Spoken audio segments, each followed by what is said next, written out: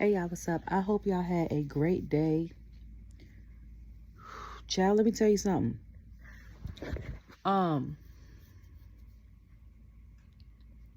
Elimination Chamber was crazy. Let me get my hair together. It's weird when I have a blowout. I ain't got no relaxer in it, but it's, and I chopped it all off. But PLE, okay?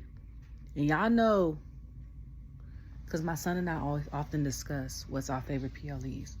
Y'all know my three, if y'all been watching. Survivor Series, Elimination Chamber, Money in the Bank. I don't even care about WrestleMania. Like, WrestleMania was cool because of the ending and stuff like that. And y'all know they always have like a tag team match, stuff like that. And I'm here for the tag teams. But Elimination Chamber has been it for me. I've been watching for, it'll be 3 years next month, rewatching consistently.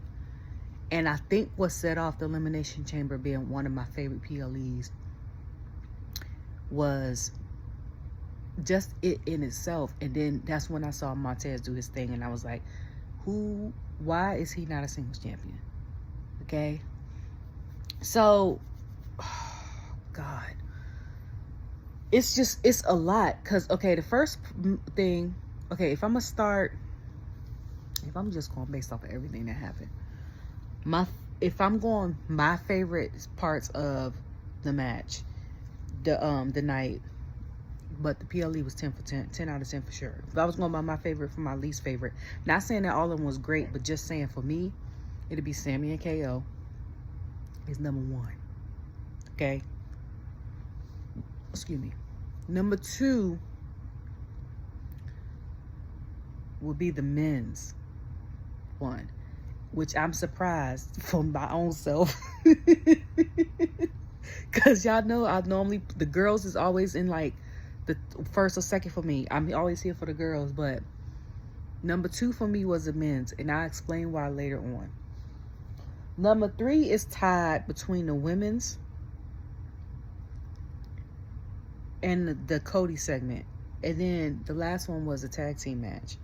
But I'm going to start off with the women's one, okay? First of all, y'all know I'm here for the looks, for the hair, for the makeup, for the gear. Looks phenomenal. You hear me? Phenomenal. Lexa Bliss comes out. I said, oh, I like her. I said, whoever does Rhea's gear, pretty sure does Alexa gear. I'm calling that girl by her real name. Alexa's gear. Then Roxanne came out. I said, she probably did Roxanne gear too. Okay? That's number one. Second of all, the makeup on Alexa is top tier. Her eyes, like, area is beautiful. That's how I feel about Rhea. Like, when they show up close and they put the purple, it sets off the color of her eye for us to see it better. Like, I be here for it. You hear me? Roxanne came out. Then Bailey, okay? My girl Bailey came out with the jacket. I've been trying to figure out who the hell made that for her for almost 2 years or a year, or I don't know. I need to hook up, and I am dead serious. Like, I done sit. Every time she wears it, I message her. I send a message underneath her thing, like put a comment. I had added her on Twitter. I was like, it's the jacket. Like, sis, who makes this jacket? Okay? I won't even tell nobody who makes the jacket. I just want to know so I can contact them so they can make one for me. I want the same jacket. Ink, you know, they don't have to have role model on it because that's not me. But I'm just saying, that half white, half black or gray with the green, come on, dog. That's my favorite. Like, the favorite part, because Bailey's gear is pretty much like kind of simple gear, and it's not like nothing like how like Chelsea does or like Naomi Bianca does in that aspect. But one thing I could count about Bailey is she's always gonna have a bomb jacket, and it ain't even got to be a jacket. Sometimes it could be like the little zip joint that go over her top that she takes off. Like, that's the signature for me. And then she wears 2 different color boots with the jacket. So she had on black, what was it, silver and black boots to go with the jacket. But where the hell did you get that jacket from? I want that jacket so bad. When I tell you I will rock the hell out that jacket going out. Like, are we going to a comedy show? Oh, say less. Let me put the jacket on. You know, I'm gonna wear something simple underneath, because the jacket is the piece that needs to be, you know, wear me some cute black boots with it, with some jeans, a black shirt, or whatever color shirt. Pop off with the jacket, and then like with the hair and all that, and me wearing contacts instead of glasses if I don't get LASIK, and all the things. Like, it's the jacket, okay? Then it's Bianca. I got hair in my eye, sorry. It's Bianca and Naomi coming out in Cowboy Carter gear. Shout out to Paz, okay? He been doing his thing with these gear concepts. You hear me? I follow him on Twitter, and every time I'm like, boy, you be doing your thing on this gear concepts. You hear me? Be doing your thing. And I was like, it's funny how they're no longer tag team champions, but they got the same gear inspired stuff. I'll get into that later. Then it was Liv, okay, with the cat eye, with the and I said with the Dominic inspired gear. I said, okay, because I was like, did anybody peep that or just me? Because I think I might have been one of the only people that tweeted that. And I said, her top is Dom inspired. You know how Dom has that jacket? Is it the jacket that he wears? And he wears like a shirt or something, and it's like the purple shirt, and it got like them skeletons and stuff on it. That's what she had on her top. She had the white with the skeleton, and in the back she had the eye. What was her? That's her signature. And I said, okay. So we had, you know, Naomi and them with it. So as soon as it come out, my girl starts it. Naomi starts it. One of my girls. So I said 3 of my girls is in this match. Y'all know my girls is Liv and Bianca. For NXT, it's Soul and Roxanne. And for TNA, it was Jordan. But now Jordan's in NXT. So 3 of my girls is in the match. The other 2 wasn't in the match. But like them 5 is my, no matter what, heel, face, them 5 right there are my girls, okay? I like the other girls, but it's something about them 5, okay? And I like them for different reasons. Like, I like the growth in Roxanne. I love how she's so, I don't know how to explain it. It's like innovative. She learns so quickly. She's a great champion. Like, she does her thing on NXT. Bianca is mixed old school wrestling with new school style, and she does it with flair, and she looks good doing it. Liv is, I feel like, authentically herself. I call her crazy. I call her and Raquel crazy and cool. She's the crazy because she be sometimes a little off with it, but she gonna give you performance in the ring, okay? And then the laugh don't help to make me think she a little off. And Soul is just, and I only started really watching her the past year. I don't know when she made it to NXT, but I pay attention to her the past year. And when I saw her, I think I saw her right before the 6-woman match for the North American Championship. And I was like, who is that? Okay? I said, I don't know who the hell that is, but she is a star. You hear me? And then Jordan's no words needed. The juggernaut of TNA, now she's over at NXT. And then you got her with Juliana and Stephanie. They about to take over. Because when I tell you Lash and all them move up to the roster, or even the girls that don't move up to the roster, them 3 going to be the new faces in NXT. They already are, I feel like. Because the 2 is putting up title for title, which I already knew was going to happen. But as soon as this thing's about to start, so Naomi and Liv's about to start, we hear a storm is coming. I said, wait a minute. I'm braiding my niece's hair and trying to tweet and watch it at the same time. So I had to rewatch some of the stuff through the highlights because I'm like, I done missed some stuff now. I'm trying to give my niece bohemian braids, which I did. Bohemian braids now, and tweet and watch this at the same time. So when they said that, Liv looked scared as hell. Naomi looked shocked. And then she turns around at Bianca, and they both like, uh-oh. Okay? The people I had that attacked her was Naomi first, Charlotte second, Bianca third.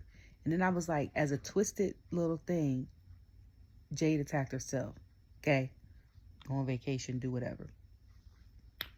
So they show Liv, keep showing the camera on Liv, and Liv's like, I didn't.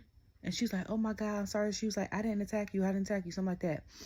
And either Jade had mouthed, either it wasn't you, I can't really see, couldn't see clearly, or she said, it was you. And then when she looked like she was going to go attack her, she ends up hitting Naomi. And the crowd goes crazy. And I said, I knew it. I knew it. So they attack her. She attacks her. Bianca is out of her mind. Like crazy. Can't get out the pods. Help. Whatever. Do you know what the thing that caught me was? Bailey's face. I said, everybody's talking about Bianca's face. I said, we need to show, like, Bailey's in the back of the pod, like, because Naomi and her is best friends. They call each other sisters, whatever. The trio, her, Mercedes, Naomi, whatever. Naomi's one of the only people that helped Bailey when she was up against Damage Control. And Bailey's now a face. So if Jade had did it, Bailey probably thinking, what the hell? Oh my God, like, what the hell? Now, I done did this, and you heal, you the bad guy, sitting there, make it seem like, you know. And people was like, it was Naomi because she had the most to gain. But the other side was, it was Jade. I mean, it was Bianca, but because Jade couldn't get to Bianca, and Naomi was Bianca's new tag partner, she took it out on Naomi. The third option was they both attacked her. Okay? And I was like, if the second option is true and Naomi took the fall for Bianca, she a daggone good friend. Because ain't no way in hell I'm going to take an ass whooping for somebody else. We cool, but we not, like, I might help you fight, but I ain't taking one for you. The only two people that I'm guaranteed to take that for is my son and my mama. Like, even my siblings, I'm not going to let, like, your fight is your fight, but I'm going to be there. Make sure nothing go down. If you lose, we was taught, you help your sibling, whatever.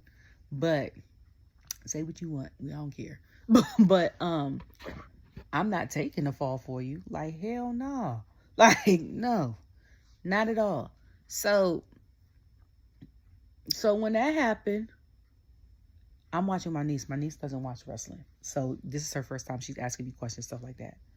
So she's like, why is Liv laughing? Why is Liv laughing? And the people, you know, IWC is talking about, well, if Liv ain't do it, then why she look nervous? I said, because. I said, imagine you not doing something and then your attacker, or somebody had broken down, was like, imagine you going to court for something that you didn't do. And or about to go to jail for something you didn't do, or something basically like that. And then it was like, now she feels vindicated. And I said, I could tell y'all, I said, I knew off the rip it wasn't Liv. I said, because, like I said, Liv crazy as hell, okay? She does her crazy out in the open. Remember when she was a tag team with Raquel the last time? And I think, was it Piper and Chelsea, or was it Chelsea and Sonya? And somebody had to water her, and she did water on stuff like that on herself, and then went to go attack and was acting all crazy. And then, like, when stuff had happened backstage, she attacked them backstage. We saw that. Or like when they had the bat and had beat Rhea in the head in NXT. Like, she's not, if she does all that in the open, why would she hide attacking Jade? That didn't even make sense. I was like, y'all, no, hell no. They ain't do it. I was like, the person that did it was somebody that didn't want to be found out. Okay? And then some people saying it was Bailey. So then Charlotte gonna say on Twitter talking about all y'all that blame me owe me an apology. I said, listen. I said, I ain't gonna hold you. I had put you in there between Naomi and Bianca. I said, so for that, if it was not you, I apologize. But ain't nobody out the woods yet, because we don't know. We ain't hear nothing. We ain't hear what was happening or none of that. You see what I'm saying? So then after all that, it counts down. Bianca comes out first, her pod first. She tries to go and see what Naomi's about, because she wants answers and see if she's okay. The thing closed, Naomi going up in a stretcher. My thought was, how long is she going to be out before we get details? Like, is she going on vacation? Or is she going to be in the back, and doing like dark matches? Like, how long before we see her back on TV? You see what I'm saying? That was my thing, number one. And then the other thing was, I love the fact that Liv was laughing still, because Liv had pulled Bianca out by her hair and stuff. It snapped Bianca right back into where she was at. And it made her have to fight and not think about it. But the reason why I say it could be Bianca, it could be both of them, or Bianca, Naomi could have took the fall for Bianca, because after Elimination Chamber was over and they did an interview with her, Big E and all them at the table, and Joe and them, she said, I'm glad that we had the tag team. She said basically she's glad that the tag team thing is over and now she could focus on her again and being in WrestleMania. And all I could think about was what Wade had said when her and Jade was tag teams before her and Naomi was tag team. And he said, if they're such a good tag team, why they don't have a song together? And he said, her song says, I never needed you at all. He was like, that's very much basically a one person. Like, basically, he said something like that in that realm. And I said, you know what? And I said, because if they're going to be a tag team for at least a couple weeks, they should. I was like, because even, or come out together to one person's song. Because I'm like, even like with Liv's song, Raquel comes out with her. Or like Chelsea's thing, Piper comes out with her. Now, unless Piper has a single match. But like when they come out as a tag team, like they don't play part of one song and part of another song. You see what I'm saying? So I was like, Bianca might done did it.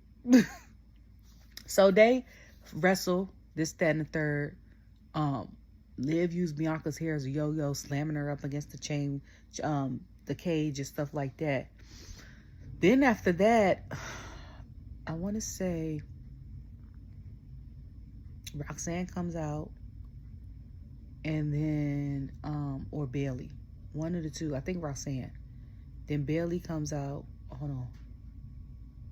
Liv, Naomi, Bianca, Roxanne, Bailey, and Alexa. So everybody's out. But before that, Roxanne and Bailey are beating the hell out of each other. And they're talking about their match at Vengeance Day, which I need to go back and watch. Because I watched last year. I hope it tops last year's Vengeance Day. Because last year, to me, was top tier. Okay? And I see why Gacy was part of Wyatt Six. Because he gives me very much Mick Foley vibes in that match. That was my favorite match of the night. They ate that match down. Even when they showed the highlights of Lola Vice cashing in her thing with Tatum and Lyra. Was it Tatum and Lyra? No, Tatum was on Lyra's side, and I think it was Roxanne. And I was like, that match was crazy. Okay? Like, I need to go back and watch this year's Vengeance Day. But they was talking about how them two still had a beef. So then, I think Roxanne ended up eliminating Bailey. Or it might have been Alexa that eliminated Bailey. Bailey got eliminated first outside of Naomi. And then, no, I think Roxanne had eliminated Bailey.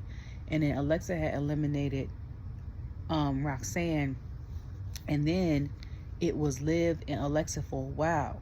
And I said, when are we gonna get this match? Because I've been asking for 2.5 years. I was asking when they had the similar personas, when I think Alexa had her hair, I think her hair was blue and pink like Harley Quinn, and Liv had the Harley Quinn inspired gear. And I was like, DC, especially with her laugh and stuff, I said, if y'all looking for a new Harley Quinn, y'all need to hire Liv Morgan, okay? Just like Seth with the laugh and stuff like that as Joker. Not them playing Joker and Harley Quinn at the same time, because that'll be... But like if we had 2 different Batman universes, like how we have now the Batman, and prior to we had Dark Knight, and then other than that we had Batman. Like we can... And low-key, Seth really could do a voiceover. But when they did WWE Hollywood, and she was and he was the Joker and Becky was the man, I was like, that's exactly who he need to play. But when I was like, I've been waiting for that forever. Okay? So them two was giving each other the best. I think before Alexa had pinned Roxanne, she did the Twisted Bliss. That was a nice moonsault type move. I said, okay, she giving dismount. I said, that's that cheerleader coming out of her. Well, that's why I say cheerleader gymnasts and football players, because it's like cheerleader and gymnasts are more similar, I feel like, than a dancer, even though dancer can be in that route. But cheerleader gymnast gives you that because you have to rely on the support of others, as well as sometimes blind support with gymnasts. And then I would say rugby, football. If you one of them 4 and you join WWE, I feel like there's no reason why you should not excel. Okay? There is no reason. Okay? Like, them 4 sports to me automatically mean you got what it takes. We just got to work on the promos. So, yeah, she did that. She got Roxanne out. And then them two, and I was like, ooh, because they did the stare down for a second. And I said, so then she tried to do the Sister Abigail on Liv. Liv had countered. And, God dang it, what happened after that? I think, I can't remember. I just remember Bianca coming up the top, crossbodying everybody. And that's before Roxanne had got out. She countered, and then Liv did some move, and then she held on to Bianca's braid to pin Alexa. But before that, when Alexa had pinned Roxanne, she sat there Indian style. And I was like, the hell going on? So then, when Liv had pinned Alexa gave Liv this look. I said, oh, that's the beginning of something. That's not about to end real quick. And I said, please tell me I'm about to get this, because I've been asking for 2.5 years. Please, okay? So then, it ended up being, first of all, I think I had predicted that Bayley was going to win this. And then once Naomi and Bianca had lost that tag team title, I said, if it's not Bayley, it's going to be Bianca. And I had said that. So when Bayley got eliminated first, I said, oh. But I was like, well, maybe this feud with her and Roxanne will keep going. And I was like, Roxanne might end up being like Tiffany. And I was like, come to the main roster without us, like, before the draft. But then I was like, I think she still got a couple of loose ends down in NXT, but once she cleaned them up, they might just move her to Raw and her continue that thing with Bayley. I said, or they might keep her in NXT and just have Bayley go down there every once in a while. I don't know what's going on with Sean and Paul. Okay, so then them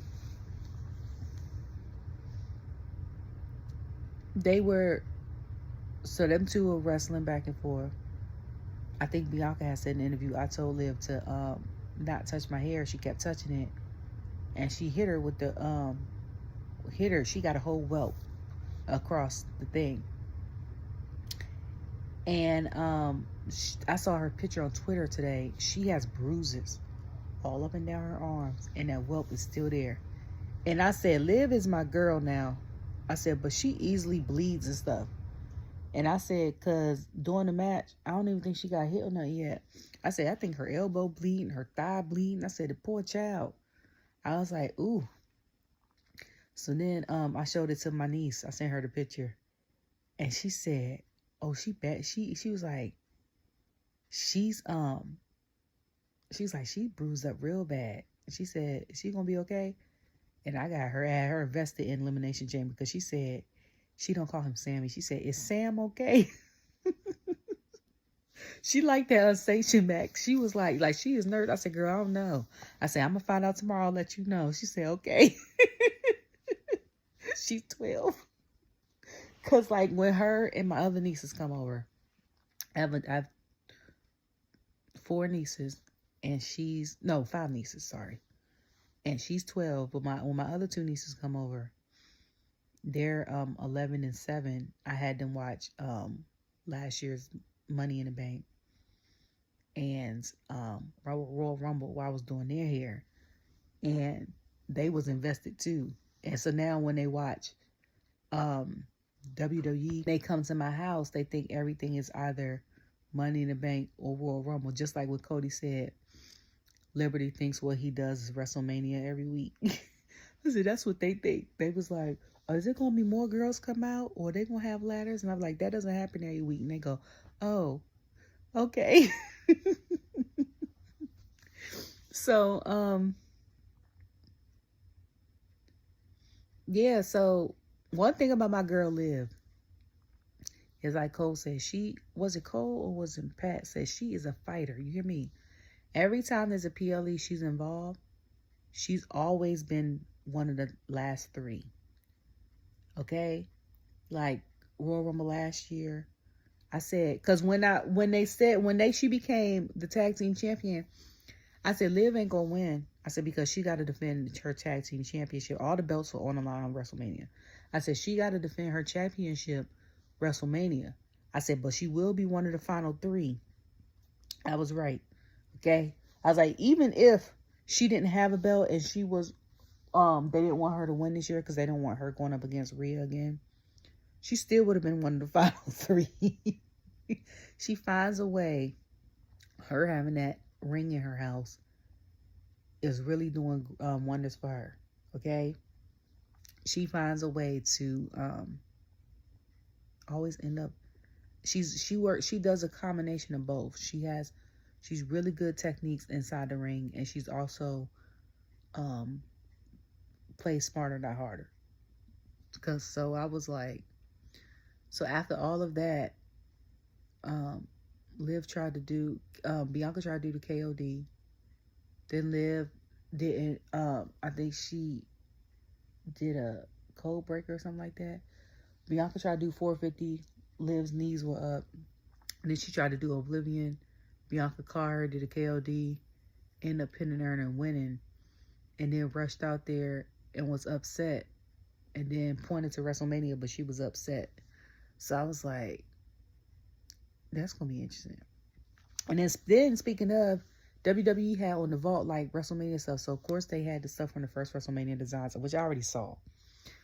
Then they had like on there something about CM Punk, and then him talking about his version of Elimination Chamber. And I said, I remember Punk with the with the earrings and the black hair. I said, I forgot he used to have a lip piercing. I was like, dang. I was like, okay.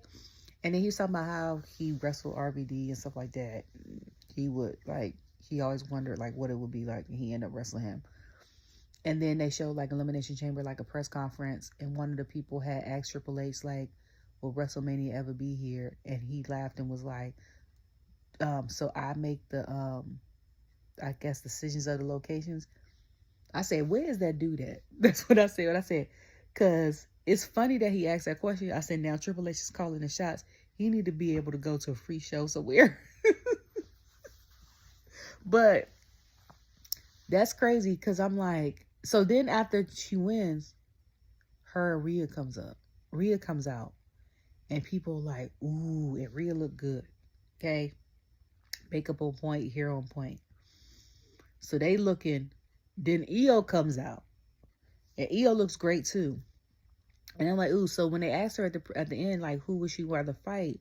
And she said, I don't know. She was like, Io is great, you know. She was like, she's fought her before. She's great talent in the ring, very much. Gives the genius of the sky, very much a modern day leader. With, you know, with a little bit of her own, with a lot of her own style. And then she was like, but she's never wrestled Rhea before. And I said, now Rhea versus Io is going to be a good match. Because every time they've had Survivor Series, like I said, I think they've always been on the same team. I don't think they've ever went up against each other. Like the NXT Survivor Series War Games, I think they were always on the same team. Even when she was part of Damage Control in 2022, when they added a fourth person, it was Rhea. Rhea was on the Damage Control side. And then in 2020, was she in it last year? I was going to say 2023. I don't remember if she was in it last year.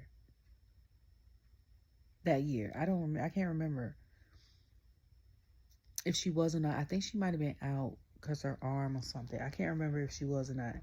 But I know in 2024, when Io and Bayley and them end up joining Bianca, they were still on the same side. So I was like, this is the first time I think that they've been going to be opposite sides, because they've never had no malice against each other. So this is going to be interesting. Okay. So then it ended up being the tag match with the girls. Okay.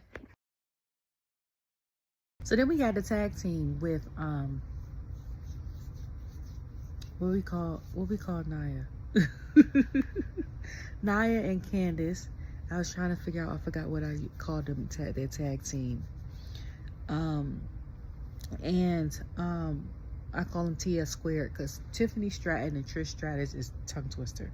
People's like, it's bad if you're dyslexic. I'm not dyslexic and I still couldn't say it right, okay? First of all, Nia and Candice look good in a sparkly zebra, okay? I don't like that purple bangs wig that Candice got, but she still look great. Nia, of course, with the wet weave and the hair, and makeup stuff look great. Did TS Squared come out with the Montreal, Canada hockey team colors, and they look great, okay? Trish looks phenomenal, okay? You know how good you gotta look to look good in a one piece?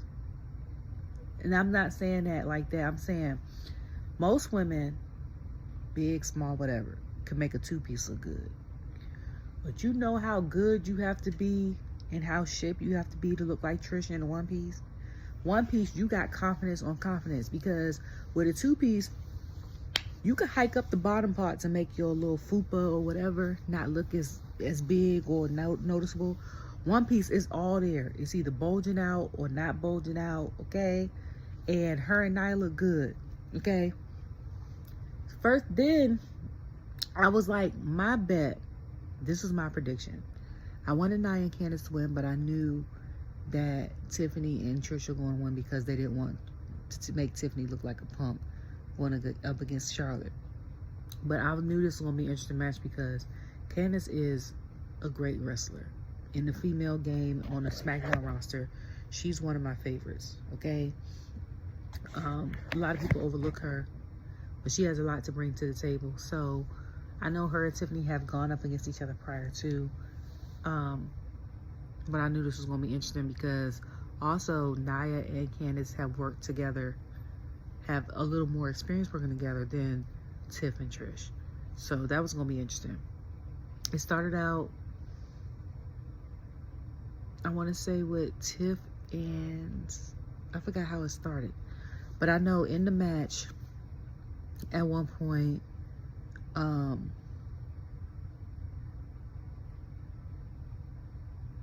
Tiffany was about to get annihilated by Nia. Tiffany ends up moving. Nia grabs her. Candice ends up like tagging herself in. And then at one point, Tiffany Alabama slams Candice and spine busters Nia. And people are like, oh, and I'm like, look, you see Tiffany's TikToks, which I don't be on TikTok like that, but when I do go on there, probably like once a month, I like her stuff pops up on my thing because I follow her. And a lot of her stuff be like day in the life or makeup and stuff. And a lot of her day in the life be like gym. And now she's like into like heavy weightlifting. I don't know if she did that prior to when she was like in gymnastics stuff. But I'm like, she getting her weight up. Okay? I was like, when she get that strengthening, like how Raquel, Rhea, or Bianca get, and the way she do them flips, listen, she gonna be something. She already something, but she gonna be even more something. So then, at one point in the match, Trish had hit Nia with the Super Stratus faction. Candice had accidentally moonsaulted on Nia because Trish had moved out the way. And then once they said that Trish has never lost a tag team match in her hometown, I said, oh yeah, they definitely not losing. They not about to let her lose her streak on her 25th anniversary of being in WWE. Like, if they do, that's crazy. Okay. And then Candice had jumped over the rope and attacked Tiffany and did something. And I'm like, Candice, okay, you was a star. You hear me? Like her and her husband, when it comes to like husband-wife duos, as far as in-ring performance, Candice and Johnny get it for me. Or couples. I love the way Candice and Johnny have wrestled. I like the way Montez and Bianca wrestled. I like the way, I'm going to say Ludwig and Tiffany. Because Ludwig really showed me something at that Saturday night main event with him, Braun Breaker, and Sheamus, which I didn't know he had. And he might have had it prior to me watching. But I was like, I didn't know that he could do all that. You know what I'm saying? Like, put on a great show like that. Because I was like, he was kind of looked at as someone undergoing. Okay. And then, I don't know. Well, they're not together no more, so I can't say them because I was going to say Andrade and Charlotte. But, them, if I'm doing past and present,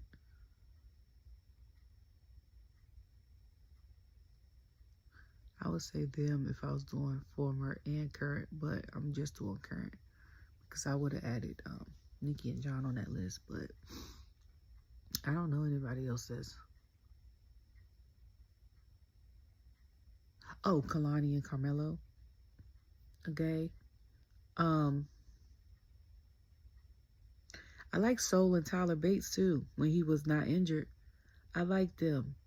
I like the way he wrestles. I know Soul's one of my girls. Like I like if they had mixed tag team matches with couples, them would be the ones I want to see, especially Candice and Johnny versus Montez and Bianca. Okay? I still want a Candice and Bianca match by themselves. Because I feel like we still got cheated out of the Queen of the Ring match. But all in all, Tiffany and Trish at one. Now, what's to come with Nia and Candice, I don't know.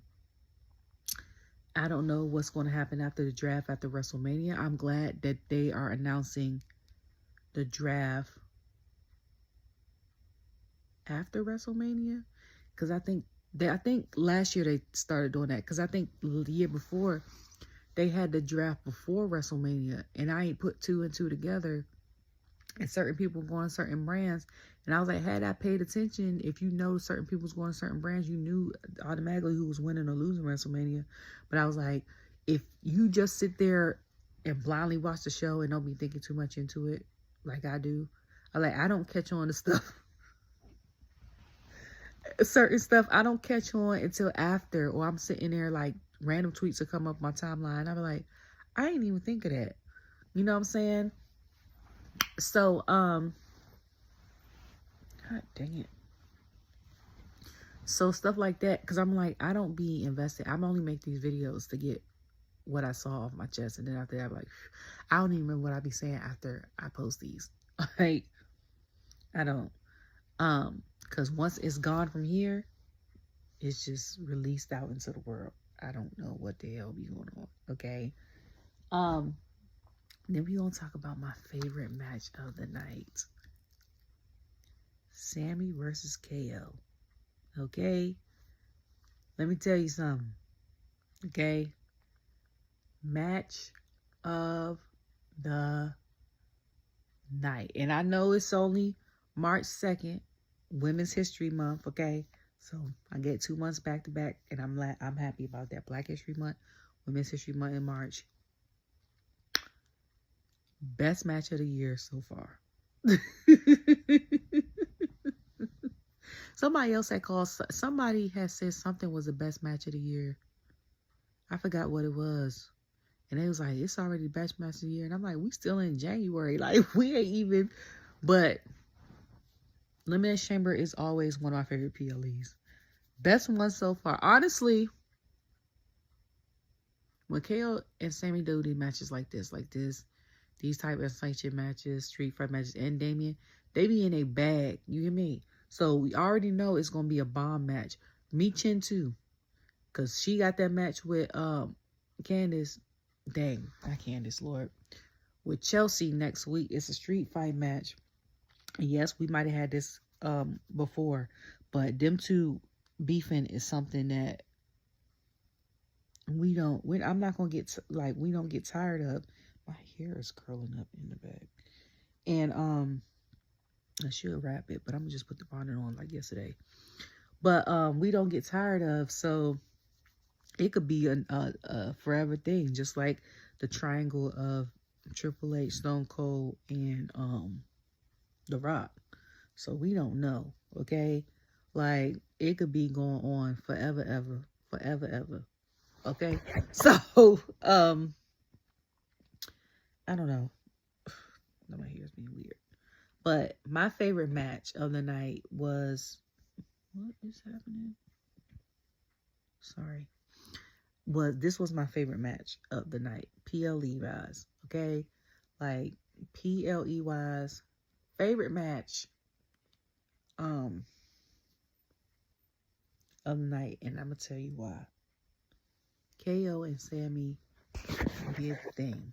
Okay?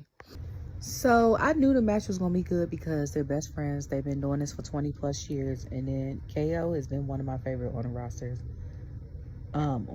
Because of his dry humor and the fact that he can do just about any move in the ring. He uses all of them. He's most of the wrestlers that I've watched in the past 3 years have about 4 or 5 moves in their quiver, right? KO pull out all of them. Then he'll pull out a move either he ain't used in a long time or you ain't know he could do. Okay? So, and then Sami is a fighter. Okay? Instead of saying fight Kevin fight, it should say it's like Sami fight, because once he get pissed off, that's it. Okay? That's 1 and 2. Second of all, it was a really good match. My only thing was, I was like, we know KO broke up. He got leg problems. He got knee problems. He got back problems, whatever. Sami got the neck thing. But my issue was they about to burn so many calories during this match. Did Sami eat? And I say that because I was like, it showed up on my Google Calendar and it was like Ramadan started, which I know that Sami, celebrates. So I'm like, they can't eat till 7. Okay. I don't know how long catering stay open. Don't know how long before a match he eats. But I was like, I hope that man has something in his system before he come out on this match. Because I think the match started for them at like 8:45, 8:30, something like that. I want to say like 8-ish. 8-ish. So I'm like, okay. Match started out. They beat the hell out of each other. KO had set up 2 tables on top of each other. And then I think it was another table in the ring. It was another table in the ring. He Sami done hit his head on a chair in the middle of the ring. KO had him hit his head. He was hitting the back of his neck real bad. Then they was like, they pulled out something else. It was a daggone hockey stick. And I was like, a hockey stick? Because my niece was like, they could pull out anything? I said, yeah, they could pull out anything. I said, sometimes under there, it'd be gongs, it'd be fire extinguishers, it'd be kendo sticks, it'd be stuff like that. And when she saw the press conference with Triple H, and I had to show her who he was back in the day, and I said, he used to have a sledgehammer. And then I had to go on YouTube and show him with the sledgehammer. And I had saw different ones, like him with the Undertaker, him with Stone Cold, him with Mankind McFoley. And then I said, I saw those live. I meant in real time. And it was like real time. I said, like, just like how we watch Elimination Chamber now in the real time. Because she was like, is this live? I was like, I saw them when I was your age. Okay? When I was your age, it was 1999. And I was like, that's crazy that I'm watching this. So, is it one of them from now? It sure is. God dang. So I'm sitting here like watching it and I'm like, oh my God. And I know the resiliency, KO's not going to give up. And because of that, Sami's not going to give up. So they go out after beating each other in the ring. They go out into the main audience. What irked my nerves about the fans is I don't mind. Like if I was and I'm a fan, I don't understand why everybody wants to be seen so bad. Like in the camera. Ooh, I was there. Like, y'all, like, this is why they say fame is a drug. Because if most people, like, if you could pick money or fame, sadly, most people pick fame. They want to be well known versus have the comfort of money. I say it's a lot of famous people that are broke or live regular lives. They just well known. I was like, would you want that? Would you want to be like that where you don't have the money or whatever to hire security because you have such a fan base, but you don't have, or you didn't market yourself well enough, or you can't hire and have like the best ring service or whatever, ring cameras or something in your house, or live somewhere that's like has a bunch of acres where nobody can really, ain't nobody driving all the way out there. If they come over to your house, they stay in the night, like situations like that, or gated communities. Like, y'all would rather have that than money? Like, that, no. I was like, for me, I would rather have the money. And I don't want to be in the spotlight like that either. Like, that's why I love production. Because I could do my artistry in hair. I could do my artistry and let it go out. I was like, if I were to be in the spotlight, I would take on like a ref manager role where I'm not, y'all don't know me well enough. I can still do my thing with my children. I said children with an N. R-E-N. I got a child. With my child. And still have money. Like, I know famous people, but I'm not pressed to be like, you know what I'm saying? Well, I kind of live like that now. I just need the bank load. But like, people, y'all ain't gotta know that I know them, stuff like that. Like, and I'm like, Because I'm like, one dude followed Sami and KO all the way to the end of the thing with his camera out. And I'm like, I understand you. I was like, well, why don't you just do this? I'm like, because now if they do something like a slam or something on the floor and you get hit, you going to be a liability trying to sue. And I was like, depending on your lawyer, you losing that case because they going to bring up this footage and was like, why would you following them and you know they fighting? Like, come on, dog. I was like, even my son and my niece were like, why for him to get hit? I said, okay, the kids got common sense. Like, what is happening? So they follow each other into the thing, right? And Sami had slams KO on the one table. And I said, who them drinks and stuff for? That was my first thought. Like, is that for security in them? Because if y'all slam the tables and all the drinks and stuff is on the floor and all the cups and stuff on the floor, how am I supposed to get something to drink? Is that for the VIP people? Is that for security and production or whatever? Because it was a trash can and it's two tables. So not only did Sami slam KO on the first table, he slammed him on the second table. And I'm like, so then we get back to the ring. I'm surprised I don't think nobody went through the announcement table. I don't think went through. But this I know it was such a good match because most of the time when when Cole, it's a lot of C's and K's. When Cole is commentating, Pat has a lot to say. Wade has a lot to say. They were so invested in the match that for a second, until Cole had said something to Pat, I forgot he was there. I legit forgot he was there. And I was like, oh, I ain't heard him talk in a minute. Because I was like, this match, like, of course I'm there for the Elimination Chamber matches. Something about the cage and the chambers. That's one of the reasons why I like Hell in a Cell, Survivor Series, all the things, Deadline, stuff like that. But matches like that be what I live for. And I be like, it brings me back to kind of like the Attitude Era, stuff like that. Like, if the rest of the matches were mediocre to me seeing KO and Sami would have been the highlight, would have been it for me. I wouldn't have cared about nothing else. I wouldn't have been mad I spent my money if the PLE was in. But I'm like, but it wasn't. You know what I'm saying? So then he come out. The chair already dented up from Sami getting slammed on it. He does something to the KO. It gets slammed. So then after that, I can't remember. I might not be doing all this in order. Sami, they end up on the top of the side of the ring, right? Sami gets pushed off into the double tables. I said, oh, they roll him in the ring to get pinned. He still kicks out. And I'm like, how the hell is he doing that? Your neck is hurt. And you still in pin. I was like, and then he might not have ate. Okay. So, that's big for me. I've turned into my grandma.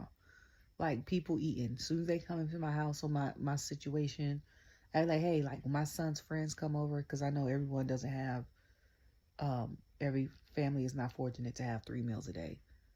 First thing I ask is, when they go serve, like, hey, y'all want a snack? Y'all ate? Y'all good? Like, you know what I'm saying? My grandma used to be like that. And people from the South, you can't even say certain culture that people try to feed you. Because I have friends from every culture, okay? Spanish, Asian, Native American, black, white, whatever. And like Southern white friends. So like, every culture I've been in, including mine, if you look small, they're going to try to feed you. They going to make sure you eat, okay? They be like, no, even if they can't speak, like, translate, y'all have a language barrier, they going to point to the food and go, Okay? Like, that happened to me at a co-workers get together. He's French. She speaks Cantonese, her family. So some of their families don't speak English. And the grandma, the one thing, she knew a couple words, and she'll point to me and go, eat. And I'll be like, okay. Like, I just ate. But okay. I'm not trying to be disrespectful. I have a little something. A little like. But, so he did like that. So then, Sami goes and gets the chair with the barbed wire. And I said, me and my niece said, who did that? Well, she said, who wrapped that? She said, what is that? I said, you know, in the jail, when they be trying to escape. I said, and the things at the top that we swear like that, I said, that's barbed wire. I said, or like military stuff, training, they have like barbed wire and certain stuff like training or escaping, they have it. So she goes up, and I said, who the hell decided to do that? And I said, this chair is very much giving ECW. Okay? She said, extreme. That made me think of the Meech and Chelsea match because it's in Philly. And she's like, oh, it's 3 fights. It's going to be extreme. I said, like ECW extreme? But, I was like,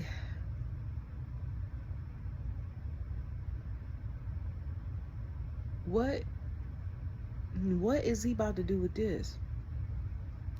So I think he hits, what move did he do? And KO's eye, I don't know if it was his eye or like his cheek right here where he had got injured from that ladder match with Cody. I said, he over to my eye. And then Sami, I think, Blue Thunder bombed him until the barbed wire and his back like this. He's like, and then after all that, he still kicked out. And I said, how the hell? But the first time Sami did the haluva kick, he knocked out the ref. Then Charles come flying back. First of all, Charles fit as hell. You hear me? As for his age, because he been reffing since I was young. And that walkway is a little ways. You know how fast he had to run to get from the gorilla today? I said, oh, he jog on a regular, okay? Because I said, he got there quick as hell. And then KO had knocked him out. And I was like, oh, hell no. So then I said, when he got Blue Thunderbomb on that barbed wire, I said, that back is probably bleeding. You hear me? If not, it got them it feel like got the pricks and stuff in it. So then, I forgot what happened, but KO ended up coming back. So they was on the other side of the ring, and it was a thing down there. And KO and Sami was holding each other, and they went through the table. And I said, I honestly don't know who got the worst of it. I don't know if KO had got the worst of that or Sami got the worst of that, because I was like, both of them looked like they hurt. So then KO had pinned him, and he lifted up the side shoulder because the third ref came out. So then, this is when we needed, if it was a way to do cameras on each of the 4 poles that it could look like straight or something like that. Not be at the top where they sit and before they, but like some way that'd have been a good one. Because we had 3 refs during this time, the ref cam wouldn't did nothing. Ref cam really don't do nothing anyway, because they don't show us nothing. They might show us, oh, let's look at the ref cam on a replay, but I was like, ain't no point in having one if you ain't gonna switch on to it during, you know what I'm saying? So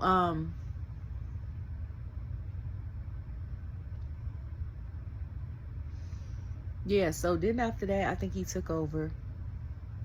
He slammed Sami down. Like I said, all this is probably out of order. Sam slammed him down onto the side of the ring, and then he put the chair over his neck and was going from pole to pole. So then after that, the one dude that be in the suit, I don't know his name, I forgot his name. I said, why you send him out here? Every time something happened, he be getting messed up with the rest of the security.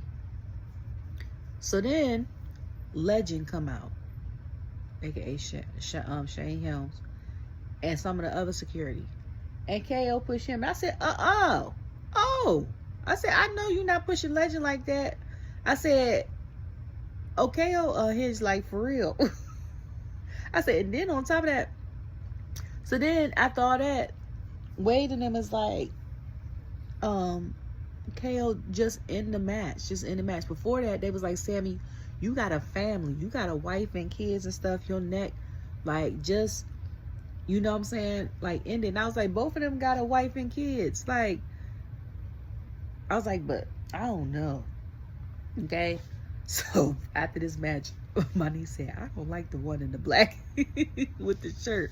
So, when Sami was down like this, I think right before he put the chair around his neck, you can see hair missing. So I'm like, is Sami balding?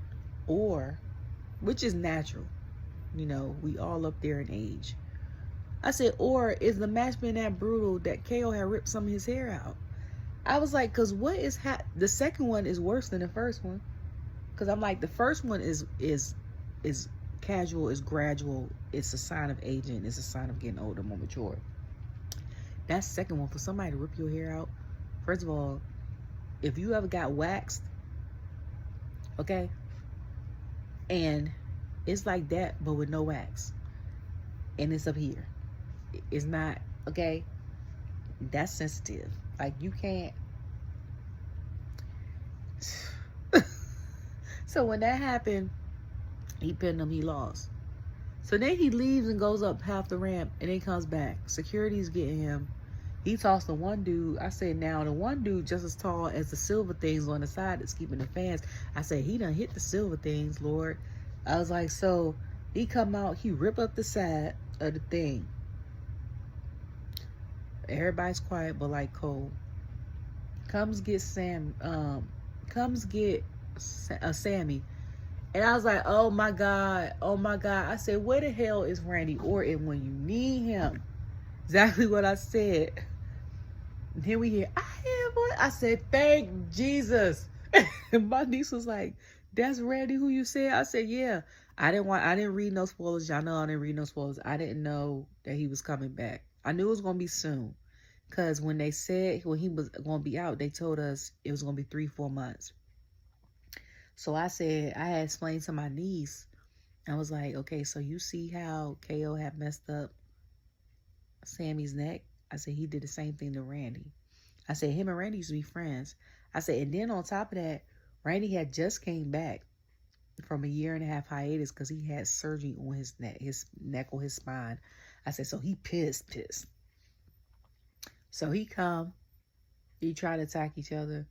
I think he gets KO a little bit. And then KO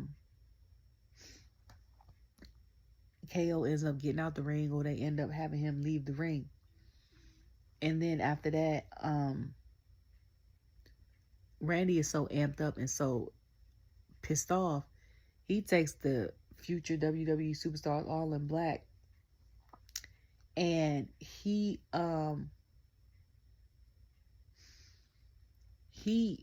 RKO's like 4 or 5 people, and then they play his music, and he points to WrestleMania, and then he smiles. It's like, nah. I'm like, dog. I said, it's 40-something days. You just came back. I was like, now if you get a match in WrestleMania, that's definitely tenure vibes, like John Cena. I was like, because you've been gone for a minute. You ain't got no tight feud for you to be, you see what I'm saying? For you to be having a match. Because I was like, what is happening? Okay? And I was like, Randy looked good. I was like, when he came back at Survivor Series 2023, they was like, he's 275. And then when Sam was announcing him, he was 291. He been eating. I was like, he still look good. He done put on the 16 pounds. I don't know if he kept it or lost it, whatever. But I was like, when KO gets, I don't know how long they gonna allow him to settle, because he done been in 2 major matches that's done brutal stuff to his body, between that Saturday night thing with him and Cody, and then the thing was and that was what, 3 weeks ago. That was right Him and that Cody match was right before Royal Rumble, I think. So that was a month before this. And then this. So I'm like, I don't know if him and KO gonna have that type of match. Cause you know, stars go between both brands between Survivor Series and WrestleMania. That's what I say. And I think Randy now is on Raw. So this is gonna be interesting. Which I was like, he needs to be, because what else does he need to do? What else is there for him to do on SmackDown? I don't know if they're gonna keep Nia on Raw. I mean on SmackDown. I think after the situation with her and Tiffany, she could go back to Raw, to be honest. Maybe they could continue like the feud with her and Shayna or something. And then Candice that way can go fight for women's for the US Championship outside of B-Fab, Michin, and Zelina. So she'll have more contenders. But that was crazy, because I was like, ooh. So then they had certain celebrities there. They had the celebrity that did, what was it, the Money in the Bank song last year. They had, I think, certain actors. They had Robbie Amell and his wife.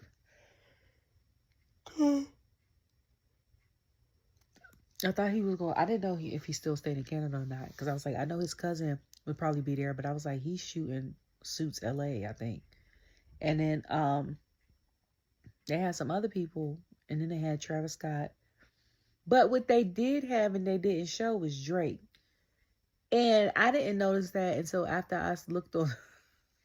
And they was like, Drake been behind Cole and him the whole time. Why did they announce him? And I was like, certain people was like, well, if he is basically a pedophile situation, WWE don't want that. But I was like, whether you like him or not, if that's not true, they should announce him and just let the crowd boo or yay. I'm like, he's in Toronto. Most of the crowd probably cheer for him. Second of all, he can't get no boos louder than Logan Paul, Hulk Hogan. Okay? Them are the two loudest boos I've heard in the past 2-3 months. Okay? It's nothing like, and it's probably a lot of people that knew that he was there. And I was like, is he off that bad that y'all don't want to announce him? And he just had an album come out. Now, I ain't hear it though. I'm late on listening to the new music. I haven't heard. I still got music that I haven't listened to like from a year ago. I'm behind on like music and movie and shows. Okay, it be a lot going on in my life. So, and I be trying to keep like adding reading to my stuff. And I'm not one of those people that can listen to music with words, I feel like, and read if it's something I haven't listened to before, or if it's a really, really good album that, because I'm going to end up, if it's something that I like, I'm going to sing along to it.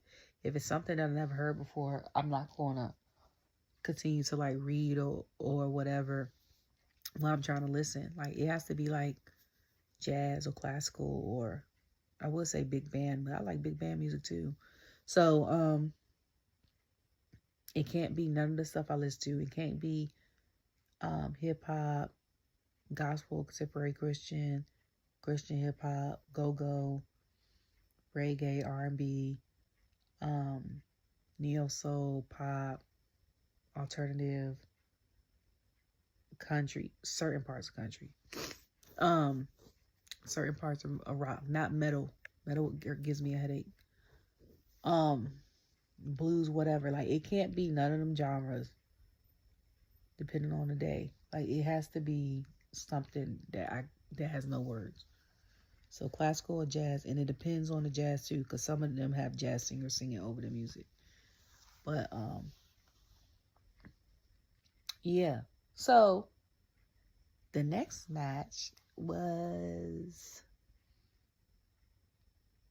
the men's elimination chamber match, which was my second favorite of the night. And for this match, I had either Drew winning or CM Punk winning. At first, I didn't know, to be honest. Like, when I sat there and was looking at the thing, because I was like, maybe they might not let John Cena win. I was like, I don't know. Even though they might do a Royal Rumble. I was like, they're not going to let him win Royal Rumble. I already knew that off the rip. But I was like, maybe he won't win nothing until, like, Backlash. I don't know. I was like, or the other part. So, I was like, I don't know. I don't care. I just wanted to be a good match. And I was like, this one, just like the women's, have all the OGs in it except for one person. Like with the women's, all of the wrestlers were OGs except for Roxanne. For this one, all the wrestlers were OGs except for like Logan. Now he's a full-timer. For the past 2 years, he's been a part-timer. Still put on great matches. But I was like, this is gonna be interesting. So Logan come out first. He has the song "Humble" on there. He's in Toronto. I know Mike did his gear, because his gear, it looks similar to Jay's. It's like he looks great. And then they showed, and who came out next?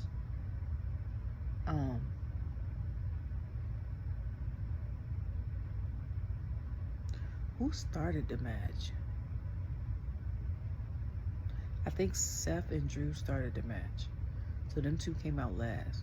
So after Logan, I think Punk came out. And my niece was like, why he got the draws on? I was like, I don't know what they're called. Kept on stage calling them the wrestling panties. I was like, all of them don't wear the draws. I said, now back in the day they used to. I said, some of them men wear the pants. I said, some of them wear the shorts. I said jorts and stuff. I said, like John Cena. She said, okay. So he had on the pants. I mean, Punk came out. 1, 2, 3. I'm missing somebody. Damien came out. He had the whole jacket and stuff like that. He did. I wouldn't even say they technically twist because they shorter. I would say they're more so kinky twist. It wasn't a lot. And she was like, why his ponytail is so low to kinky twist? And I was like, this is better than what he used to have. Because I didn't like the crochets. I hated that. I was like, crochets, if you know, you know. If you put too many packs on each braid, it wears your hair down. And I was like, if you want it to look full, instead of doing like 8 packs and then weigh your hair down, you do like 4 and just spread it out. So it'll look full, and then your hair won't be as much weight on it. And I was like, the twists he had, I was like, they're okay. And then Cena came out and said, this is last time. Had the flag with the Canada on the side, said last time is now. Came out. I said, whoever got that towel is gonna be real happy, because he threw it to the side. So then I had warned my niece about Drew, because I was like, Drew won't come out with the draws. But I said, he's Scottish, so he has a kilt. So she was like, why you don't have a bagpipe? I said, I think he used to have one back in the day. I don't know. I said, I don't know if Scottish people got bagpipes or Irish people or both, or I don't know what the culture is like for that. And then so he comes up with the dragon stuff. And I still ain't get an answer, because I was like, what happened to his sword? Remember he used to come out with the sword, and then the sides of the ring used to have the fire jump. Like, he had one of the best entrances, because you know a lot of people that have the pyro stuff, when they used to have the fire, they used to have it at the top with them. It's like he had his on the wrestling pole things. So then my mans come out. So I said, Troy, I said, okay, Seth, you better come out here in the purple. And I said, what? Yeah, I know my superstition was Seth. If he ain't got on certain colors, he not winning. Now, that superstition was wrong twice. Okay? But I always say if he don't have on like white, tan or gold or green, he not winning. He had on purple and silver. So, with the black, with the spikes, and I said, what is that? And he said, Troy was like Galactica something. And I said, okay, you did that between you. And I had told Paz he did that on the gear for Naomi. It's like, y'all is doing it. Okay, black men in fashion. Like, I'm here for it. And he comes out, and then them two start the match. Okay, we know the history. Okay. So the match starts with Drew and Seth. You know they got the history of the whole WrestleMania situation. You know that Drew has blamed numerous people for the reason why he's not on top of his situation. He didn't blame CM Punk. He didn't blame Damian Priest. He didn't blame Seth Rollins. He didn't blame Bloodline. Bloodline is valid. But after people don't apologize to you, you still going for them. Like that whole little beef thing with Jay he had before Punk came in back. Like that was crazy. So them two going at it. Punk has slammed Drew's face on CM Punk's thing. Punk is like, go again, hit him harder, hit him harder. He was like, what he say? He said, keep that same energy. So then, during the match, I told my niece, I had to break it down for her. Damian comes out. It's the third person. So I said, them three got a history. I said, because I told her, I said, Seth was the champion. He fought Drew last WrestleMania. Drew is the champion. And because Drew got sidetracked by this guy in the thing, CM Punk, Damian cashed in on him. Damian became champion. I said, so them three got history. Then it was supposed to be a rematch between Damian and Seth, like a match between Damian and Seth. And Drew had cashed in and lost. So I'm like, them three can't stand each other. Well, I don't know about Damian, but Drew and Seth got a thing. So then after that, my hair just... Logan comes out. Logan is... He don't got that much beef, but he stayed talking trash. He stayed cheating with the brass knuckles, stuff like that. But he's one of the ones that people underestimate because he talks trash, or because he's such a business person, people don't take him seriously as far as wrestling. But the past 2 years, he's been doing his thing, whether you like him or hate him or whatever. So he comes out, he does his thing or whatever. Then Cena comes out. Cena, and you know Drew's been waiting for Punk to come out. Cena comes out, goes off, gets everybody, slams everybody, AA adjustments, all the things. And then Drew claymores Cena to stop him from that.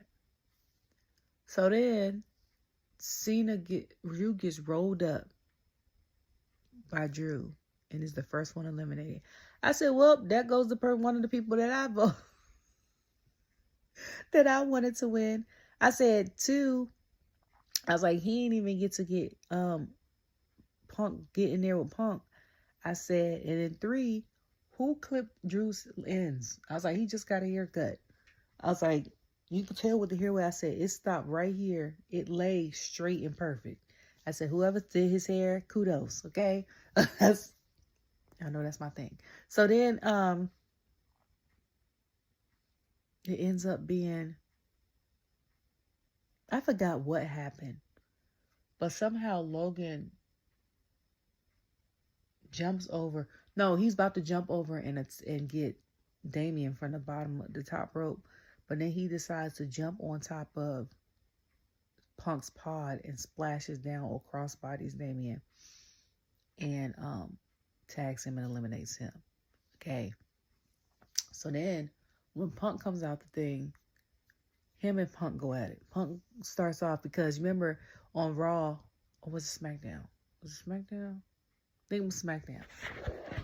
And Logan had that dry promo, and he was like, you ain't come to, he was like, now I wasn't really like, you wasn't a factor, I wasn't looking your way, but he was like, now basically I'm about to come for you.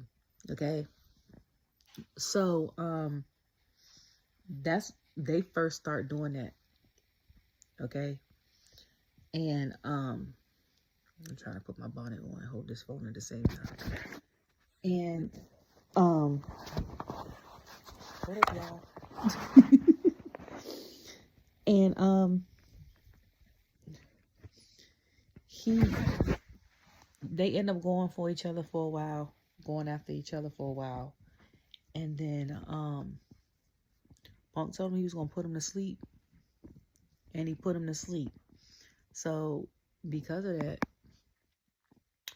Logan got kicked out of it. Okay? So now it's down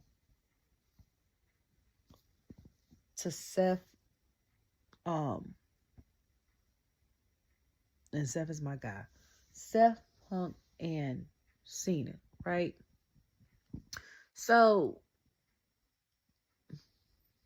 I was like, at this point, because remember I said I don't care.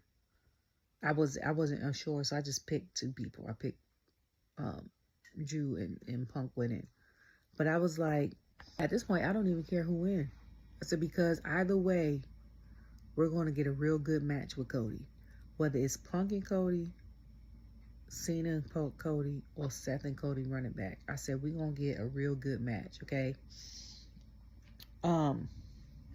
So Seth comes in and Seth had did something before that.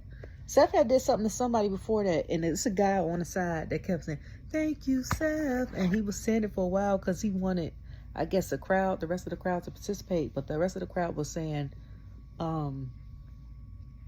let's go, or something, let's go Cena, or let's go Punk, something like that.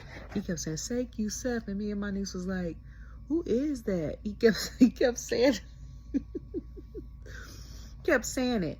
So when it ends up just being them three, Seth tells John, he was like, I know you here in Elimination, whatever, basically, like, but you've been gone. He was like, you can go back to Hollywood. He was like, this is mine. Like, we got unfinished business, this, that, and third. So so Punk and Cena end up teaming up to get Seth. So that happens. They do a move or whatever. Seth is over there in the corner injured. And then Cena and Punk end up fighting. They hug each other and then they go at it. Because they had a beef about 10, 11 years ago. Which I loved. I loved the fact that they had that moment and they fought for maybe about 5 minutes. So just them two in the ring. They around the same age. They done had beef. Because I was like, because remember, I think at the press conference, I was going to say Phil, but Punk said, I think that he wanted to be one of the people that wrestled John his last time. So I was like, this is kind of giving him that. So if he doesn't make it his way to ever wrestle John before he retires, Seth being on the side and giving Punk this opportunity is such a special moment. You see what I'm saying? I was like, it's a special moment for them to have. So like, I was all here for it. So that went on for a while, and Cena had put Punk in a sleeper. Punk somehow managed to get out of it. I don't know how the hell he got out of it, but he got out of it. Okay. Second of all, I be looking at Punk's tattoo because he only tatted up here. But every time that spider web one get me, and I heard that hurts. I want certain people. Okay, so WWE got the little thing when they do the tattoos, and I've seen the one with Rhea. I think I've seen all of them. Rhea, Dom, Jay, Montez, Damien, Shotzi. I think that's all of them. Them the ones I've seen. If there's more, I haven't seen it. But I was like, I want one to be Bianca, because I think she said she got 12. I want to see one now with Punk, with his me. Oh, and we seen one with Ricochet and Sam. I think they did theirs together. I want to see them two. I want to see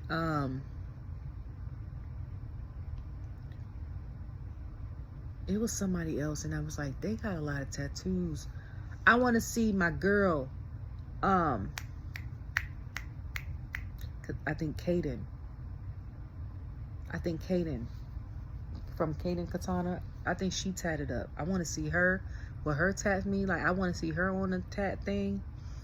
And I want to see, I'm trying to think of the people on the roster that got a whole bunch of tattoos. Or at least more than 5.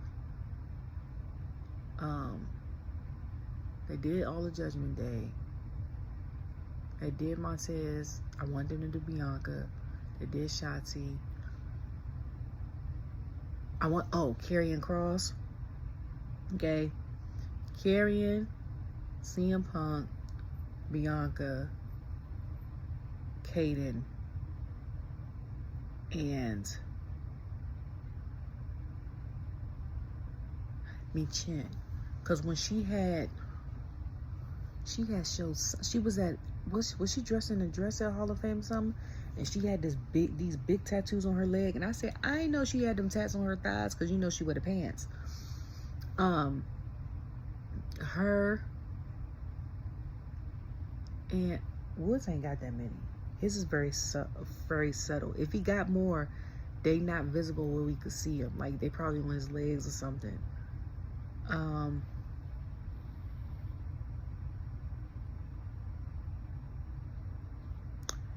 know we did. I think, did Roman do his tat thing? I think his is on another channel. Put all the Samoans on the tat thing for WWE, because even though it's like kind of the same, all this is different. Like Bronson Reed's arm thing is different from Tamina's arm thing. I don't know if Ava has one. Or Simone. Whatever, however you know her by. Like, why did John decide to do the neck while his brother decided to do the legs? You know what I'm saying? Like, why? And then I think Solo got the other opposite side of his back and arm done compared to Roman's. And then, do the Tongans got tats? Does Tama and Tonga got tats? I don't know. And then Seth, why he got the Asian tat down on his back? Like, what that mean? Do he got more tats? Like, I want to see, because now I'm going down I'm going down a rabbit hole. Because I'm sitting here trying to think of, like, who else got tats like that? I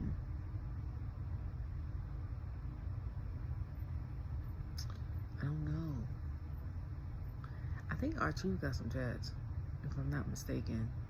I think he got some tats.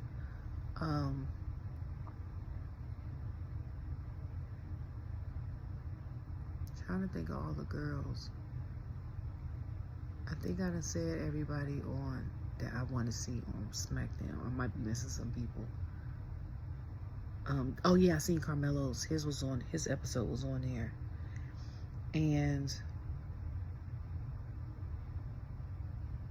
I think that's it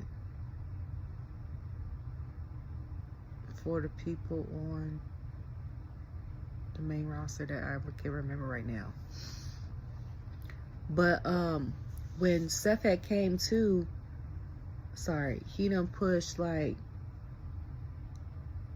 I think Cena through the cage or the thing, the chamber situation. And then he tried to pedigree somebody and they reversed it. And he ended up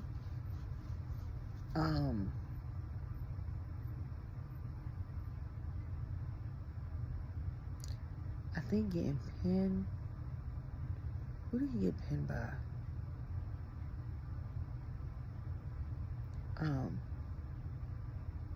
I think he caught an attitude adjustment from Punk, and then a GTS from Punk, and then an attitude adjustment from John, and then Punk had pinned him, I think. And then it ended up being Punk and Cena. And then I think Punk was about to come out of whatever the situation was. And we thought, well, I did, that Seth had left the ring. And Seth ain't leave the ring. And you know with Elimination Chamber, there's no disqualification. Because remember last year when Logan had got pinned, he done came back with Brass Knuckles and knocked somebody out. I forgot. And that's how he ended up getting the match at the next PLE. I think it was either WrestleMania or Backlash. He got the match. Got a match because of that. But so Seth comes and stomps on Punk. And then Cena had put him in, my son said, a STF. And Seth leaves the thing and is on the outside of the cage talking about, die, die, die. And then Cena goes to sleep. John ends up winning the match. Okay? So then after that, we see Cody. Okay? And I was like, dang, the thing looked different. The thing is already raised up. John is in there. He comes out, whatever. They had like give each other the handshake and all that other stuff. And so I'm like, Seth helped John win that match. Because had he not, Cena wouldn't have had the I don't think Cena would have won that.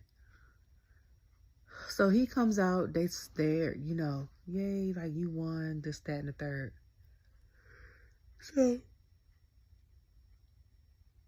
I think doing that, while he's telling him to die, I said, you know how bad you gotta hate somebody to be sitting there watching him get put to sleep, talking about some die. I was like, this is crazy. But he congratulates him, you know, they're real good friends. Because I told my niece, I was like, John and Cody are real good friends. They're talking. Cody had said in the press conference that he'll text John about like numbers of merch sold and stuff like that. So I said, Seth had the mindset, like, if I wasn't winning, Dag wanted, you ain't winning either. Like, he feel vindicated. So then after that, they play the Rock's music. I said, the Rock about to come out here. They play the Rock's music. They stop, and then they play, pause it, and then they play, what's the name's music? 50 greatest WrestleMania matches ever. 50. Cody Rhodes versus Seth Rollins. Sorry, I'm on WWE's page. 49. Sting versus Triple H. No disqualification. Ooh. It's just the look for Triple H they got showed. The Rock versus Cena. Goldberg versus Brock Lesnar. Mr. T versus Hulk Hogan and Righty. Oh, Mr. T and Hulk Hogan versus Roddy. They played Travis Scott's music, but before this, I had tweeted on Friday, and I said this on my SmackDown thing. I said, John Cena gonna sell his soul. I said, if Cody say no, John Cena gonna sell his soul. And then I said in the video on Ringside Society Production, I said, if John don't sell his soul, if John doesn't sell his soul and Cena, and that's not an option, and Cena says no, I said the repercussions is gonna be terrible for him. I said Rock gonna put him through hell. Technically, I was right for both, cause see, they cut off Rock's music and did Travis music, and then I was like, production, good job, because y'all did it better with the merging of the two songs. My niece was like, they played this at our school dance. Travis' song, but it was him coming out with the Rock and him drinking whatever you're drinking and then throwing the can on the ground. I said, he a heel too? She was asking about his belt. I said, he had that belt. He been here for a minute. I said, he basically at almost every event, the NFL player and Vanessa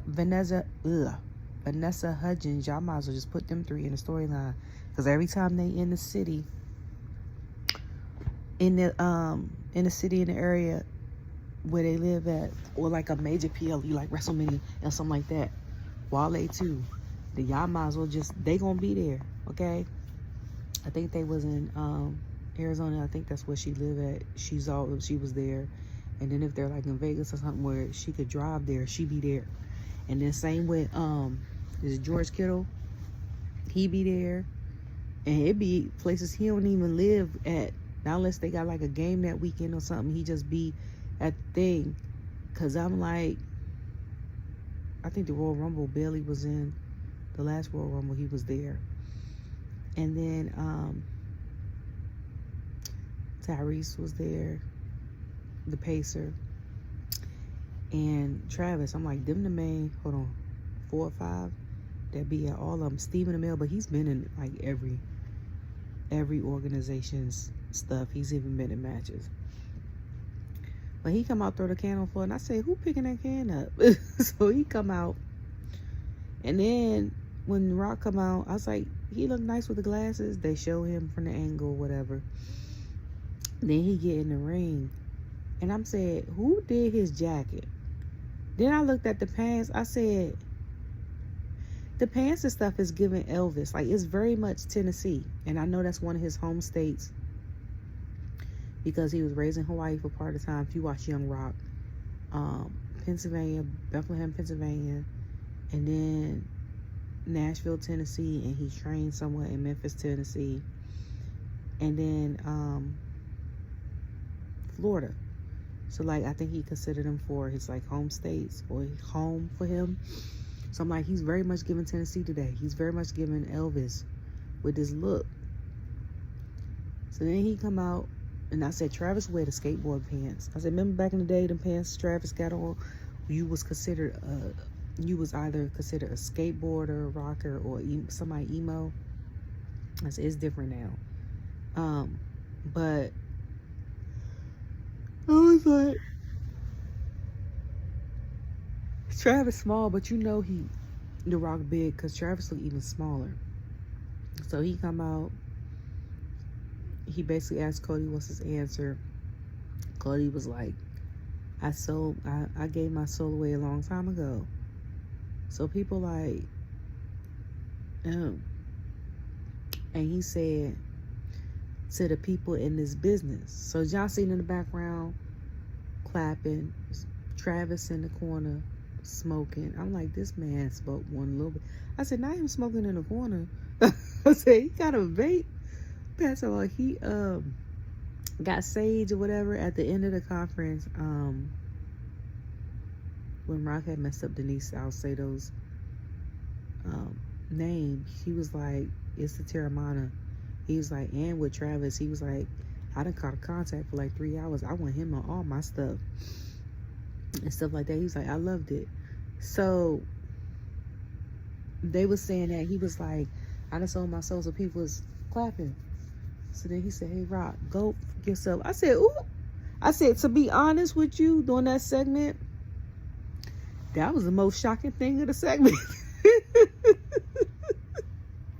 I was like, not Cody, who's supposed to be like, this generation's of John Cena is not going to be a heel. If he is, it's because he chooses to be, but he doesn't need to be. Because in the interview a while ago, he was like, John Cena never went heel because he said, if you hate me already or something like don't like me already, he said, I'm already heel to in your mind. He was like, and like something for the kids basically.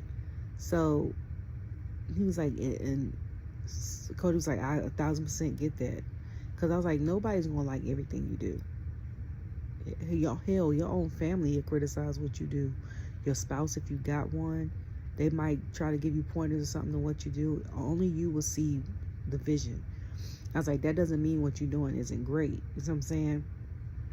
That's another thing that people that are influencers have to understand, because people be so sensitive about like people not liking their stuff and stuff in the comments, talking about, oh, you hating and stuff like that. And I'm like, people ain't hating on her. I was like, people are giving their honest opinion from their perspective of how they feel about what you might have put up.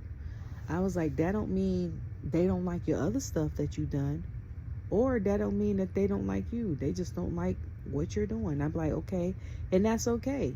I had Kevin on stage. I put on his Twitter. He was like, his audience. He was like, my content and stuff ain't for people like that. He was like, because people like that hate on me. He was like, they never gonna buy a ticket. They not gonna buy merch. So I'm not wasting my time on them. He was like, and what's his name? I forgot his name. New York but live in Atlanta. Delvon, whatever. And he got the wife and the 4 boys. And he said, remember, he was like, content creators. He was like, everybody not gonna like what you like, or everybody not gonna like everything. He was like, basically, y'all gotta stop being so sensitive. Okay, so sorry, went on a tangent. But I was more shocked by that, because I was like, so John Cena in the back clapping. So they shake each other's hand and stuff. He hugs him. So then The Rock does this and does 2. Cena attacks Cody. The audience is shook. Okay. Went heel. I called it. Audience is shook. Attacked him with the belt. He start bleeding, cutting above the eye. I immediately, like, I'm tweeting. His wife had tweeted. His brother had tweeted. I don't think his sister tweeted that day. And immediately cut above the eye. And then Travis that slapped him, I don't know if he slapped him or did one of these like fish slap thing. It hurt. And then they took the belt off, beat him. It says Cody Soul. He smeared the blood on the soul part. I said, what's diabolical is, I said, this nigga Rock unhinged, because I was like, it has his dad's death date on that belt. Like, that's crazy. And the crazy part is these belts will probably go up on merch for WWE. If they do, okay? If they do and Cody agrees to have them belts sold, they need to give the money for that stuff to like the Dusty Rhodes Foundation or a certain foundation, a nonprofit. Because I'm like, that's crazy. So he does that and everybody's all upset.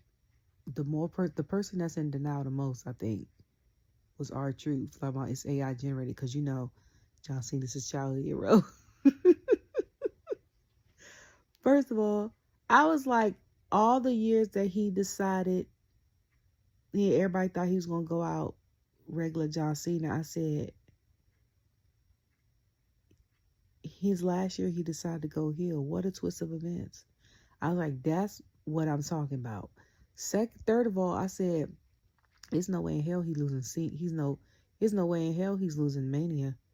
I was like, Cody could put on the best performance of his life. But with him being the legend and future Hall of Famer that he is, and with Rock being the boss of WWE, even if Cody pinned John 1, 2, 3, Rock could come out and be like, hell no, give John that belt or you're fired. You see what I'm saying? Like, that's that.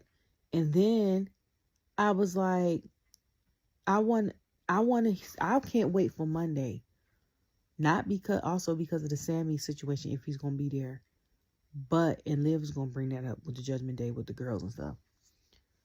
My thing is the interaction between Punk and Seth for Monday, based off of The Rock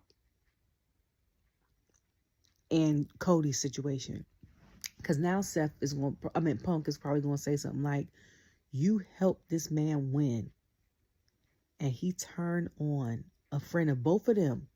Cody's a friend of both of theirs. Okay? He done turned on a friend of both of us. You see what I'm saying? How does that make you feel? You see what I'm saying? Like, we done helped this man win WrestleMania. Okay? How does that make you feel now that you done helped John Cena win? Because had I won, like Punk has said, I'm not stabbing Cody in his back. I tell him up front, I'm taking that belt from him at WrestleMania. It wouldn't have been no situation. But now it's a situation, and it's because you helped this man win, because you hate me that much. 2, he said 1, 2, 3. So everybody's trying to figure out who the third person is. I was like, for me, the second person, I said, could be Cody because of the whole WrestleMania situation last year. I said, the only 3 people in my mind was Cody, Roman, and Seth. There was no other third. Now, if it's a third person outside of that, that's neither one of the other 2, I'm going to be surprised. But I'm like, them the 3 people that came to my mind when he went like this at Bad Blood. I said, well, 2 of them in the ring. And I said, so who the third person? But now that I'm thinking about it, I was like, Seth got to be the third person because he helped Cody last year. Then people are like, well, why ain't nobody, Cody ain't really got no friends, because why ain't nobody helping Cody out? And I said, and this is what, I said, Cody got to be one of the most betrayed people in WWE. I said, because all these people you cool with, can't nobody help you. I said, but let's keep it a buck. I said, you got John Cena, who has tenure with the company, and you have the final boss. Ain't nobody gonna go out and help y'all, and the odds are stacked against you. That's 1. I was like, 2, Jay probably ain't there. That's one of his allies. I was like, him and KO had a falling out. Sami is injured. Okay? Seth is not about to go out and put his body on the line for you again. He basically told you to be careful. He said, I'm not dealing with that again. I done helped you in WrestleMania. He's not putting his body on the line again for you. Okay? Punk is asleep somewhere. He got put to sleep. I was like, who else he cool with? Cena just turned on you. You see what I'm saying? I'm like, you and C-Dog, like Jimmy and them, y'all got cool, but y'all not cool like that. So I'm like, basically, all your allies is either gone or they injured, or they was like been there, done that. Like what's up, been there, done that. I'm not about to get involved. So what's funny is, I follow somebody called Fade or something like that on Twitter, and he has showed how there was like he lived near Vegas, he lived in Nevada or something like that, California, and he got an Easter basket full of beers, and he was like, how did this end up in my truck? He was like, who sent it? I said, I don't know if he's more surprised that the beer ended up in his truck or that somebody got on his property to put the beer on his truck. So people's like, it's about time. Okay? They was like, the only person that could probably stop this is help Cody is Stone Cold. Because they was like, Triple H ain't gonna do it, even though him and Brock and Triple H done had the beef. I said, first of all, he's made clear he's retired. Second of all, that's the Rock boss. I mean, that's his boss, so he's not gonna do too much. I'm like, Stone Cold don't give a daggone about Rock being the boss of TKO. And then other people are like asking Tony to let Dusty out of his contract for a day so he could be Goldust in WWE to help his brother. I was like, even if that was true, even if that was the case, the favor would have to be that WWE allows one person to go to AEW for one day. See what I'm saying? Like, if Dusty comes over here to help Cody, then it had to be somebody like Seth will have to go over there and help John Moxley. Like something like that for one day. Also, I just lost my train of thought. Sorry. Oh, and I was like, Ricky is cool with him, but I'm like, Ricky in NXT, he wasn't there. He probably in Florida at home chilling. Or he might have been there because his best friend is Jade. She was there. I mean, you know what I'm saying? I was like, I don't know. Hell, I don't know. But I was like, Roman better watch his back. Okay? Because Jay's only gonna help but so much. And I was like, he gotta focus on Gunther. So I'm like, even if he wants to get involved, he can't get involved because he doesn't want to get injured for WrestleMania. And Gunther is very much like Drew and KO in a sense. They don't want their opponent injured because they want to know what they beat them, that they actually beat them because they were better than them. They want them fully 100% or whatever their version of 100% is, because no wrestler is 100%, not unless you knew in this business. Okay, so I'm like, what's going to happen? Okay, and then yeah, like people were upset, and they was like, yeah, with Stone Cold and the whole situation. So they was like, we gonna find out and see what happens. So I'm like, Monday, I just want the explanation between Punk and Seth. I was like, I want, because you know all that's gonna be a thing, okay? And then we'll live in the Judgment Day, and then I want the whole situation with Jade and Bianca. If Jade don't get her hands on her with the Judgment Day, and Bailey trying to find out, okay? Because I'm like, right now Bailey's going in between. Well, Bailey's on Raw too. I'm like, she in between Raw and that. But I really wanted. I wouldn't mind Bianca and Rhea, but I was like, that's gonna be good. And I was like, them two never face each other. Bailey and Rhea never face each other. So either way, that's why I put them two in there. But yeah, like the three people with Cody. Why ain't nobody help Cody? The conversation on Monday about that situation, and then them all walking out together.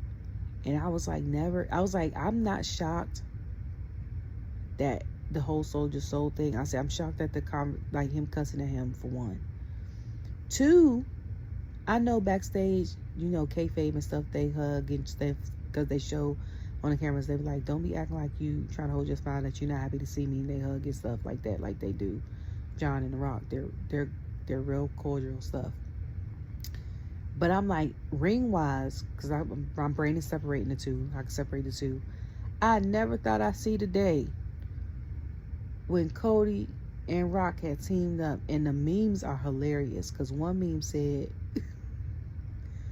when you and your friend are finally single again at the same time, and y'all be on demon time. I was like, already, okay? But I want to see what else happens, because we have 49 days, 48 days. Hopefully I get to see stuff in person. I win the sweepstakes for my son and myself. But I was like, I can't wait to see what's going to happen, even if I'm watching from my house, okay? And if a bar have it here in Raleigh, I'm going to go to one and like be around and have a party or whatever. But I was like, I can't wait to see tomorrow. Well, technically, you know, but I can't wait, because I was like, now we getting into, people are like, oh, now we getting into WrestleMania. But that's just with one main event. Technically, they gonna make it a main event, which I don't think they should. To me, the main event should be the people that wanted the Rumble, because the people that won Elimination Chamber, even though Elimination Chamber is one of my favorite PLEs, it's still kind of like the leftovers. You get the second choice. You get the remaining choice. Because if Charlotte would have said Rhea again, whoever won the Raw, Bianca would have been fighting Tiffany. You see what I'm saying? If Jay would have said Cody, then John would have been fighting Gunther. So that, because of that, I feel like Tiffany and Charlotte should main event one night. Not the second to last match, the last match. Gunther and Jay should main event the second night. So like the night that Tiffany and Charlotte main event, the match before that needs to be John and Cody. And then like the match, or they need to open it. Like how when Bailey won the Royal Rumble that day, I think they started with, I think the first night it started with Rhea and Becky. So if you do like that, like start, that's gonna be too good though. That's gonna be too good. But I want the hype in between. I don't know. I would say start with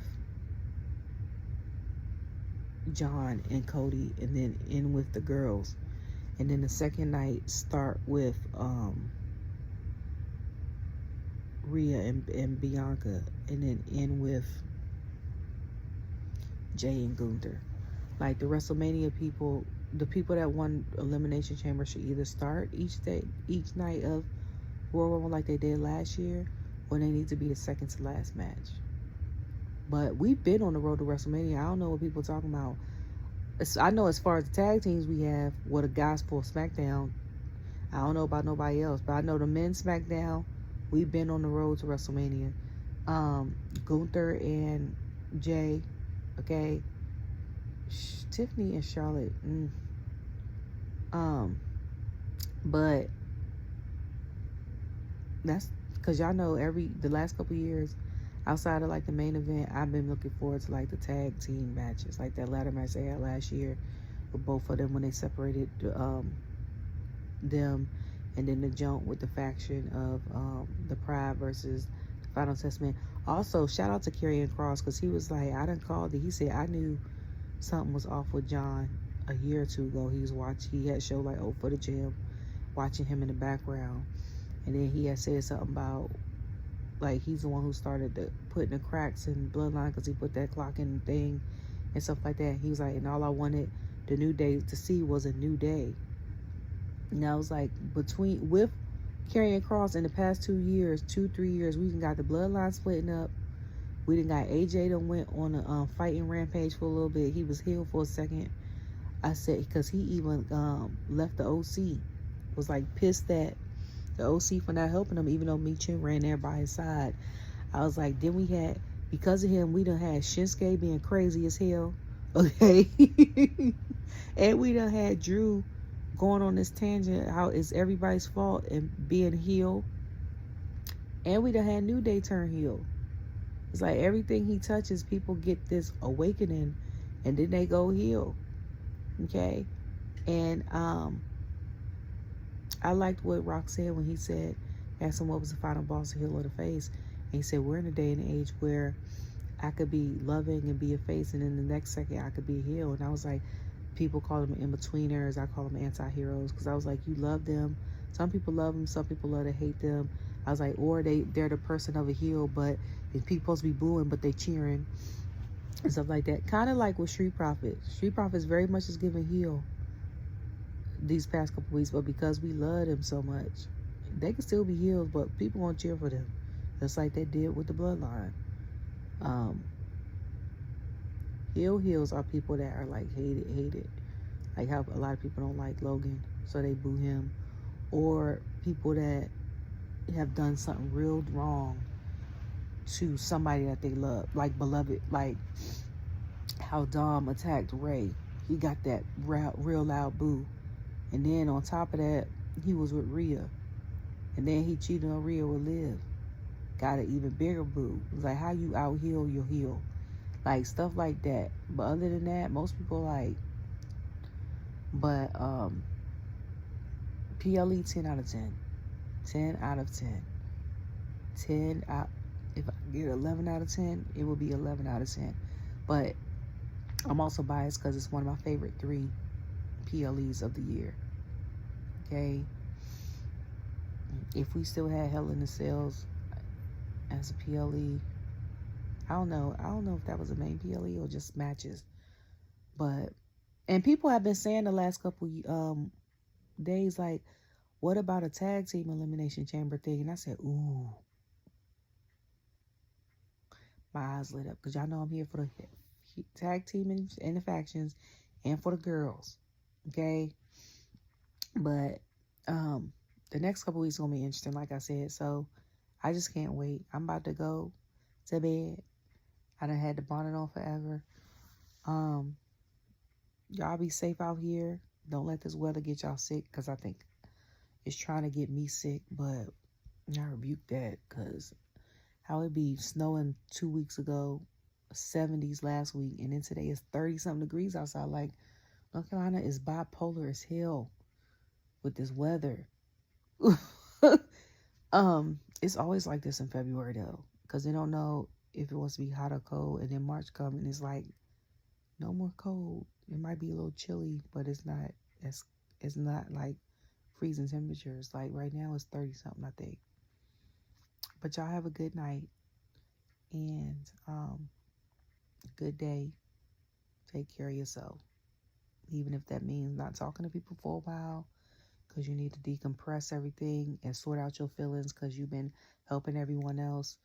If that just means journaling, if that means you've been ripping and running and haven't had no time to chill on the couch like I'm doing right now and catch up with your shows, if that means napping, and if you take care of yourself, you have to keep yourself busy if you're one of those people.